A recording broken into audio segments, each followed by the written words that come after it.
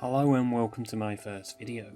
Today we'll be doing 5 creepy mysteries involving abandoned vehicles, so let's kick this off straight away with number 5. In 1990, 56-year-old Lee Young was employed as a bank executive in Arizona. He began to suspect that his bank was involved in a money laundering ring which involved drugs, so he contacted federal drug agents and said he would help them with their investigation.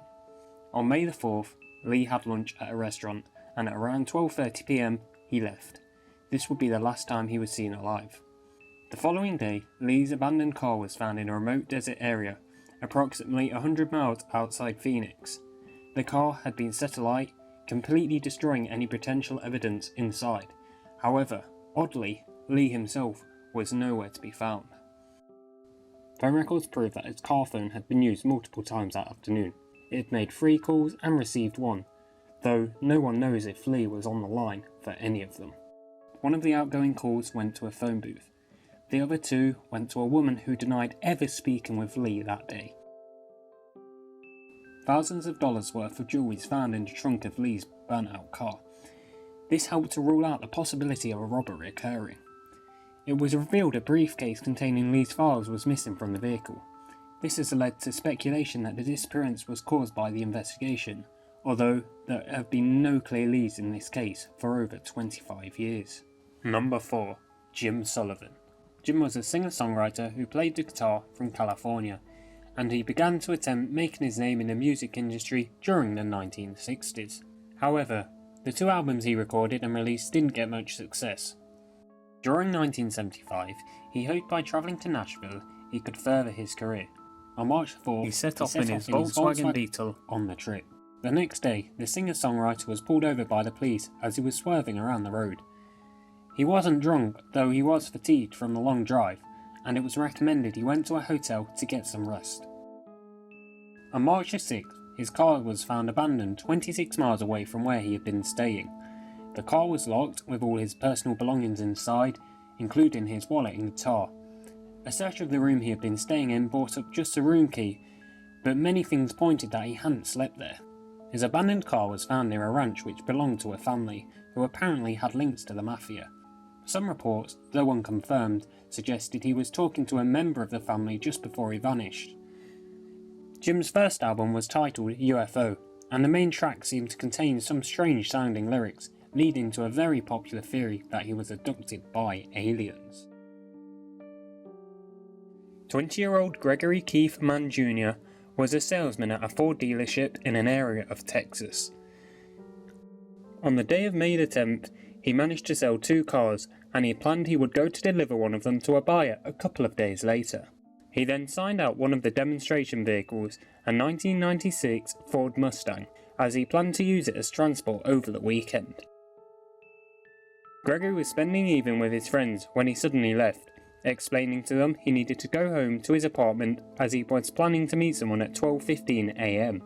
His friends last saw him as he walked towards his apartment, but this is the last time he would be seen.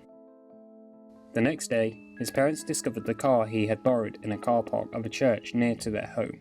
The car was locked, though the boot was open, with a side panel which had appeared to be lowered or modified in some way. The car was also thoroughly cleaned inside.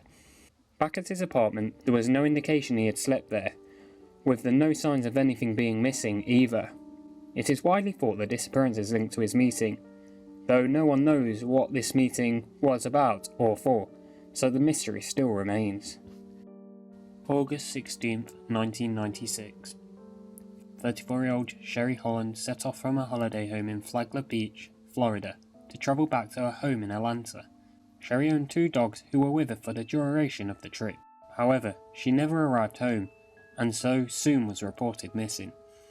A week and a half later, her car was found abandoned on Interstate 75 near Monroe, Georgia. One of her front tyres was flat as a result of a nail. While she was missing, one of her dogs was discovered in a field 2 miles away. Sadly, the other dog had been run over. There were a lot of potential theories surrounding the disappearance.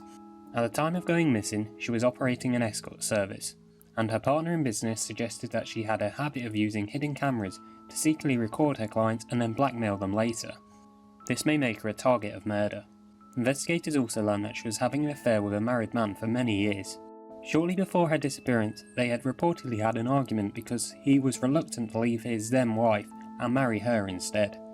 There was even suggestion that she simply got tired of the life she was living and had decided to stage a disappearance, fleeing to Europe. Police even received a tip from a witness who said they had seen her taking some luggage out of the abandoned car and loading it into a pickup truck. However, despite all these leads, there has never been any trace found. Don Kemp. In 1982, 35-year-old Don Kemp was working in New York in advertising, but after a traffic accident, he seemed to have a change of outlook. When he recovered, Don decided to sell most of his possessions and travelled to Wyoming and begin a new life. November 16th, Don's car was found, abandoned by the side of the road. Oddly, the engine was still running, the doors were left open, and his clothes were scattered across the road. Don himself was nowhere to be seen. However, a set of footprints seemed to indicate he had wandered off. A search of the area turned up some of Don's socks, which were discovered in a barn 6 miles away. When a snowstorm hit, the search for Don was called off. A huge 4 years later, Don's remains were found. They were discovered a few miles away from the location where his car was originally found. It was concluded that he likely died of exposure during the blizzard, but this is something his mother disputes. There were still some mysterious unanswered questions. Months after Don's disappearance, one of his friends received a very odd string of messages on her answering machine. She was absolutely convinced it was Don's voice, and the calls were traced to a trailer in Casper. The trailer was being rented by a man named Mark, who claimed he knew nothing about these calls. After he was questioned by police, they believed him and thought he was telling the truth. Oddly, there had also been unconfirmed sightings of Don in Casper after he disappeared. Did the cold really kill Don, or is there more behind the abandonment of his car and death?